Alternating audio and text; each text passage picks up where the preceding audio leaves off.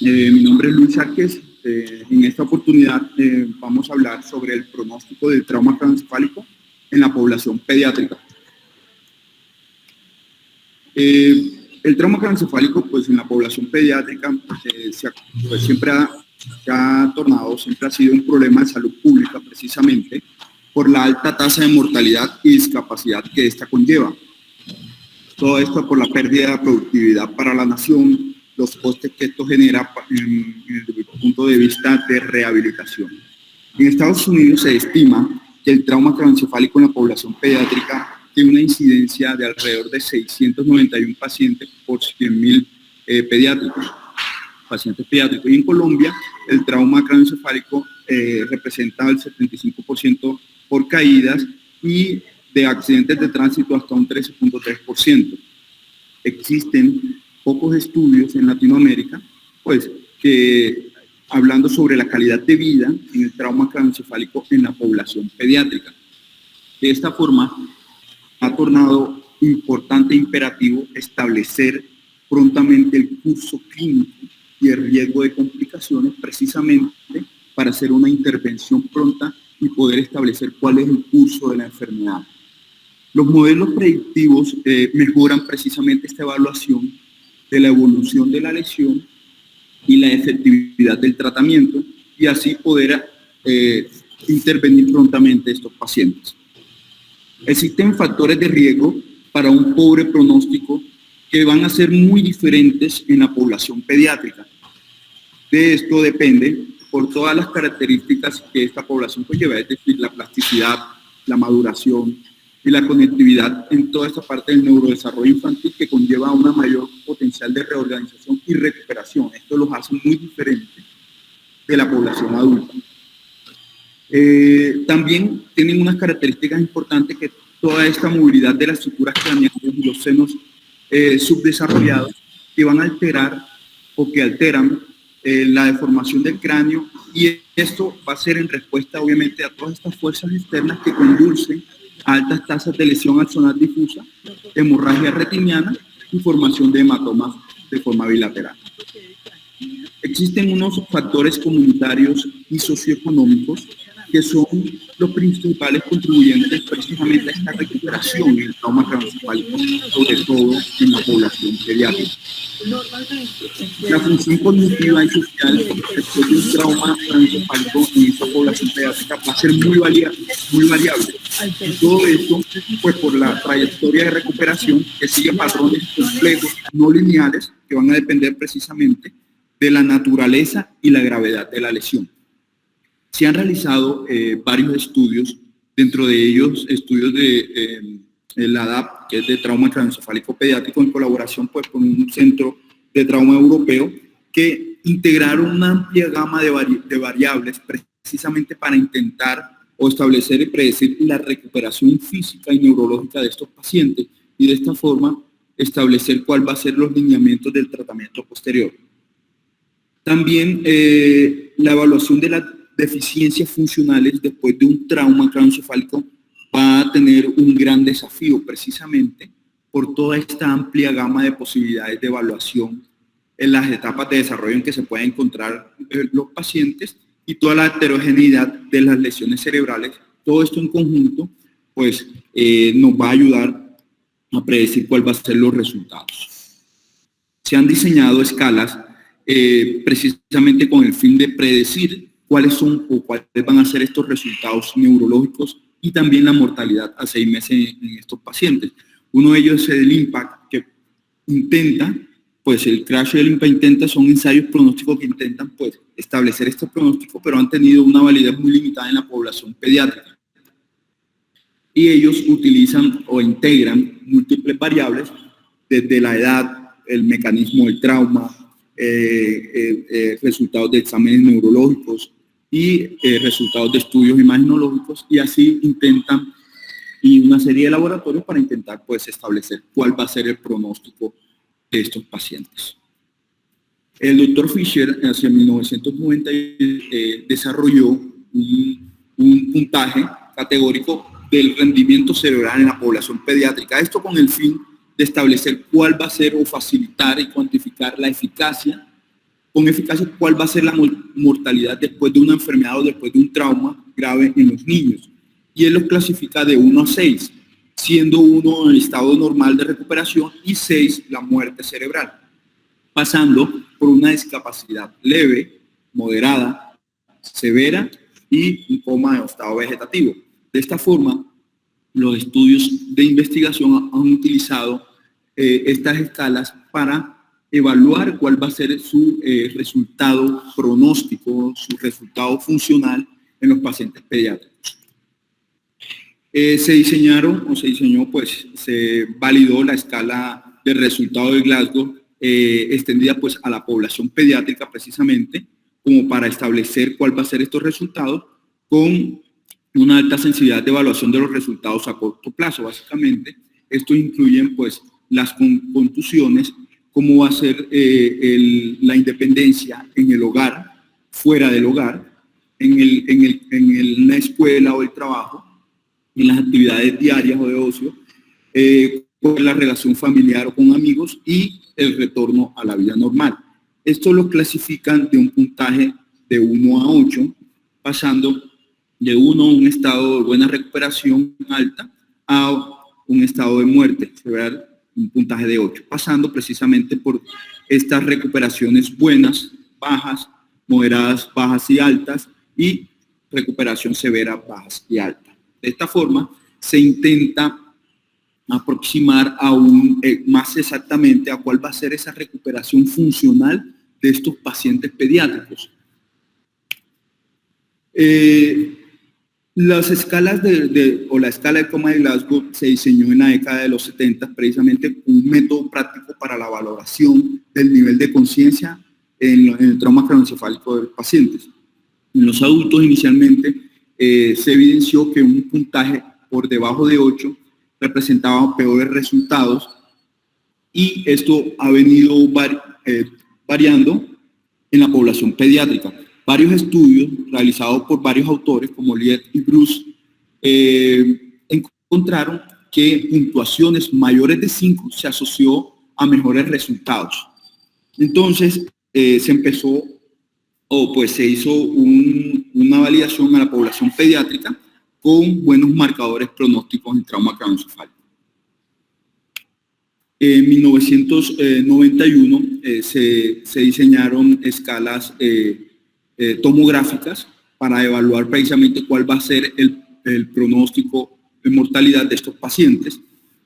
Marshall, el score de Marshall en la tomografía básicamente evalúa el estado de las cisternas perimesencefálicas, cuál va a ser el desplazamiento de la línea media y la presencia de una lesión con efecto de masa. Y básicamente esto se utilizó para evaluar la severidad del trauma craneoencefálico, pero tiene unas limitaciones para predictor de resultados. Hacia el 2005 se diseñó la escala de Rotterdam, precisamente sumando estas variables más lesiones intracraneales o colecciones intracraneales como la hemorragia aranoidea, la hemorragia intraventricular y el hematoma epidural, y de estos arrojaron mejores resultados acerca de predictor de mortalidad y resultados no favorables. Hacia el 2014 se diseñó la escala de Helsinki, mejorando pues estas deficiencias y mejoró la parte de la predicción de la mortalidad y los resultados neurológicos desfavorables a largo plazo, aunque esto todavía no tiene una validez externa muy amplia, pero se está desarrollando. Se han diseñado pues varios estudios precisamente para tratar de evaluar estos valores pronósticos, por ejemplo en la escala de puntuación de Rotterdam, en tomografía, para predecir cuál va a ser estos resultados del trauma craneoencefálico. Entonces, existe una relación muy significativa con los resultados en el trauma, y ellos encontraron que hubo un punto de corte que fue una puntuación de 3. Es decir, pacientes con puntaje menor de 3 tienen una mortalidad de 0.6%, y pacientes con puntaje de 3, mayor de 3, tienen una tasa de mortalidad de hasta 60.5%. Y esta escala se puede utilizar precisamente para predecir cuál va a ser el resultado del trauma en la población pediátrica. Cuando realizaron un análisis de regresión lógica encontraron que sumados la escala de Rotterdam con la escala del coma de Glasgow fueron unos predictores para el resultado del trauma craneoencefálico y establecieron que cada punto en la escala de Rotterdam va a aumentar 10.5 veces la probabilidad de muerte y cada punto en la escala de coma de Glasgow va a disminuir un 0.37 veces la probabilidad de muerte en la población pediátrica.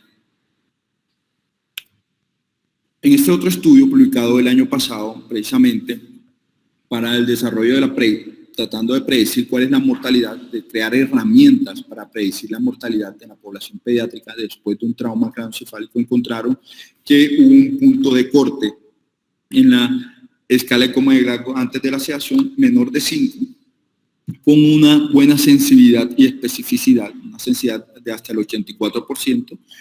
La escala, el puntaje en la escala de Rotterdam mayor de 3, con una buena sensibilidad de hasta el 84%, y ya empezaron a incluir unas variables de laboratorio, como va a ser el tiempo parcial de tromboplastina. Encontraron que un punto de corte mayor de 34 segundos también va a tener unos buenos predictores de resultados, hasta una sensibilidad del 69%, una especificidad del 67%. Todas estas variables nos van a ayudar a predecir cuál va a ser el resultado en estos pacientes después de un trauma craneoencefálico. En este estudio, publicado en el 2018, se evaluaron factores pronósticos en todos estos resultados neurológicos de los pacientes pediátricos en trauma craneoencefálico. Y básicamente incluyeron 166 neonatos y aplicaron la escala de puntuación del rendimiento cerebral en esta población pediátrica. Encontraron que 128 tuvieron buenos resultados neurológicos y 38 pacientes con un peor resultado neurológico. Y ellos establecieron variables significativas como es la presencia de convulsiones, la presencia del vómito, la presencia de bradipnea, taquicardia, una baja presión arterial, la presencia de edema cerebral, una puntuación de escala de coma de Glasgow menor de 12 y alteración en la reacción pupilar, la presencia de hemorragia retiniana, la presencia de hematoma subdural y hematoma epidural. Todos estos arrojaron buenos resultados predictivos, más significativamente la escala de coma de Glasgow, la presencia de edema cerebral y la hemorragia retinal. Esos tres variables son más significativas para predecir cuál va a ser el pronóstico neurológico en estos pacientes. Se hizo también este otro estudio precisamente para ver cuál es el seguimiento, la evaluación de seguimiento de estos pacientes con trauma craneoencefálico en su recuperación. Hicieron un análisis de la base de datos prospectivas de pacientes que habían sufrido trauma craneoencefálico, identificaron predictores de resultados y describieron cuál fue el cambio en la función a lo largo del tiempo. O sea, hicieron como un seguimiento y una evaluación de este comportamiento. Y encontraron que la edad avanzada fue el factor más asociado con la mejoría de un estado neurológico desfavorable al momento del alta. Encontraron que en la escala del GOS, que tuvo uno favorable en los traumas leves a moderados hasta un 96% y un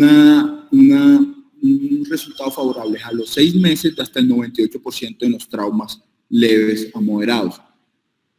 En los traumas severos hubo una recuperación a los 6 meses del 77% y al momento de la alta hospitalaria en los traumas severos con un GOS desfavorable de hasta un 39% y un GOS favorable de 61%. Y a los 6 meses, con un porcentaje de favorabilidad, de un resultado favorable hasta un 95%, aquellos pacientes que tuvieron trauma craneoencefálico severo y hasta un 99% aquellos pacientes que tuvieron un trauma craneoencefálico leve a moderado. Entonces, evaluaron cuáles fueron estas variables, incluyeron el mecanismo del trauma. Ellos encontraron que aquellos pacientes que tuvieron trauma craneoencefálico por colisión de vehículos al igual que aquellos pacientes que requirieron monitoría de PIC y una reanimación cardiopulmonar tuvieron peores desenlaces neurológicos y funcionales pues, a largo plazo. Se han establecido, pues, se ha venido estudiando cuál es la función o la utilidad de realizar una resonancia nuclear magnética en estos pacientes pediátricos con trauma craneoencefálico severo. No existe básicamente un consenso sobre cuál va a ser el momento o cuál es el momento óptimo y las secuencias de resonancia en la evaluación del trauma severo en la población pediátrica, pero hay varios autores que han dado resultados en varios estudios, como el doctor Galloway, colaboradores, que utilizaron una secuencia de difusión de DW y ADC en la sustancia gris y blanca para precisamente evaluar todas estas lesiones que parecen ser normales pues en otras secuencias. Entonces, ellos estudiaron que en la secuencia ADC presentan lesiones que no se pueden ver de pronto en las secuencias de FLAIR o en una secuencia de T2. Y de esta forma nos puede predecir cuál va a ser el resultado funcional de estos pacientes. Encontraron unos predictores de resultados desfavorables, que estos fueron la presencia de la herniación, la presencia de lesión axonal difusa, en localización lóbulo parietal, sustancia blanca subcortical y la región posterior del cuerpo calloso, así como la presencia de contusión en la región anterior del lóbulo temporal. Estos factores arrojaron resultados de un pronóstico pobre pronóstico neurológico. Se han venido estudiando diferentes biomarcadores precisamente para establecer o la relación de los pronósticos en estos pacientes y diagnosticar cuáles van a ser las diferentes gravedades de estos traumas. De esta forma, predecir el posible desarrollo de enfermedad neurodegenerativa posterior a un trauma craneoencefálico. Entonces se han estudiado diferentes compuestos como la enolasa 2, que es un homodímero que se encuentra en las neuronas maduras y esta presenta una elevación en momento del trauma craneoencefálico, pero esta se puede expresar también en eritrocitos. Entonces cuando hay patologías como la hemólisis hay que hacer una corrección de estos valores. La hidrolasa L1 ubiquitin C terminal, también que se ubica en el citoplasma de las neuronas, se eleva en el trauma craneoencefálico severo, en el suero y en el líquido cefalorraquídeo, y puede ser un buen predictor para estos traumas craneoencefálicos. Los que han presentado mejores resultados es la proteína S100B, que es una proteína esteroidal fijadora de calcio, que se eleva en trauma craneoencefálico y es también liberada por el tejido adiposo y músculo esquelético y cardíaco, pues, pero es sensible para predecir las anomalías junto con los resultados en la escanografía y el desarrollo del síndrome postconmocional. Y ha tenido una buena relación en los niveles séricos y los resultados del GOS a 6 meses, con un punto de corte mayor a 0.7 nanogramos por ml. Se ha visto que está relacionado con hasta el 100% de mortalidad.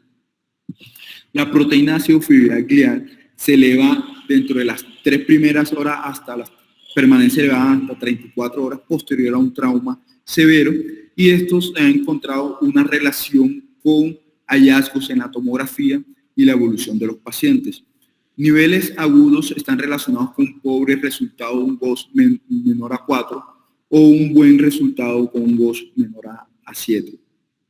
En la población pediátrica existe pues una correlación muy directa con estos resultados funcionales a los 6 meses en la escala de rendimiento cerebral en estos pacientes. Y mejoría en la predicción pronóstica. Entonces, sumando estas variables, sobre todo pues de la proteína ácido fibrillar glial y la proteína astroglial fijadora de calcio, más otras variables clínicas sumadas, nos van a ayudar a predecir con muy buenos resultados asertivos. Este estudio, publicado en 2020, tomaron la osteopontina, que es una fosfoproteína que es secretada sobre todo por los macrófagos y la microglia activada, y se utilizó en la población o se midió en la población pediátrica y básicamente encontraron una correlación con el trauma craneoencefálico severo. Se evidenció un ascenso continuo por las 72 horas que tuvo una correlación con la mortalidad y el tiempo de soporte ventilatorio en la unidad de cuidados intensivos pediátricos. También pues se encontraron que la proteína sulfurilácea carece pues, de estas propiedades, sobre todo en la población pediátrica. Se han venido utilizando también diferentes herramientas como la inteligencia artificial. En el 2018, Gel y colaboradores diseñaron un algoritmo de aprendizaje automático denominado la red neuronal artificial, y básicamente lo que hicieron fue integrar todas estas variables clínicas y de imágenes para aumentar esa capacidad de interpretación de asociaciones independientes no lineares entre estas múltiples variables y un resultado de interés, en este caso pues el pronóstico funcional neurológico de estos pacientes. Entonces, en un trauma craneoencefálico existe una amplia gama de variedades clínicas de laboratorio y de imágenes pues, que requieren una interpretación rápida y oportuna. Precisamente con estas herramientas se consigue pues, estos resultados para mejorar la precisión en la predicción de estos pacientes. En este año en Canadá, el Dr. Mark y colaboradores hicieron un enfoque analítico basado en el aprendizaje automático y ellos diseñaron un modelo de predicción de mortalidad utilizando sobre todo 6 variables con una precisión de calificación de hasta un 82%. Ellos encontraron variables de laboratorio como de estudios neurológicos, como el examen neurológico. Ellos incluyeron el tiempo parcial de tromboplastina, el puntaje de la escala de Glasgow, pero en su ítem motor, los niveles de glicemia, la reacción pupilar, los niveles de plaqueta y de creatinina. Ellos encontraron que estas variables tienen un buen marcador pronóstico en estos casos. Y como conclusión, entonces estos modelos predictivos son fundamentales para guiar precisamente pues, el manejo, definir las expectativas y la carga económica futura y que nos ayude a tomar unas decisiones compartidas multidisciplinarias y de esta forma pues de llegar a un consenso. Y la integración de todos estos factores clínicos, bioquímicos y de imágenes son potencialmente que podrían mejorar la precisión de estos modelos y la predicción de resultados específicos neurológicos. Esto era lo que les traía para el día de hoy. Muchas gracias por su atención. Gracias, Luis, muy interesante. Yo no tengo ningún comentario. Eduardo, me gustaría saber si tiene algún comentario. Hola, buenos días. Luis, muy buena la charla. Excelente, porque realmente con los niños es muy difícil estandarizar un pronóstico precisamente por la variabilidad que tienen ellos y ese esfuerzo pues que se está haciendo en la literatura por encontrar una manera de hacer una escala pronóstico como en el adulto que es un tanto más exacta a la hora de predecir. Es muy bueno ir tratando de juntar pues como toda esa información para ir creando esa necesidad de saber cómo le va a ir al niño. Igual casi todos creo yo que hemos tenido contacto con el trauma en niños, tenemos como la idea de que les va mejor que en el adulto, ¿no es cierto? O sea, tienen más capacidades. Pero siempre en medicina siempre es mejor tener la literatura y la evidencia más que lo que uno cree. Básicamente eso pesa más a la hora de tomar decisiones y lo respalda. Entonces, de verdad que cuando me propusiste el tema me pareció muy, muy bueno porque realmente nunca lo habíamos revisado, la parte solo de pronóstico de niños, y muy interesante esto que encontraste pues de estos estudios que están haciendo para encontrar esa escala. Pero en general lo que dijiste es cierto, todo tiene que ver con esos marcadores que cada vez pues se tratan de meter más, la parte bioquímica. Yo aquí en el hospital lo veo difícil, pues la condición ahorita de nuestro sistema de salud no permite ver como tantas cosas, pero sí es muy bueno estar como pendiente de qué está saliendo porque habrán cosas que podríamos estandarizar para nuestro país que serían muy buenas a la hora de tomar decisiones con estos niños. Entonces, pues este primer acercamiento como para ir haciendo el seguimiento me pareció muy buena idea y te felicito porque estuvo muy buena la revisión.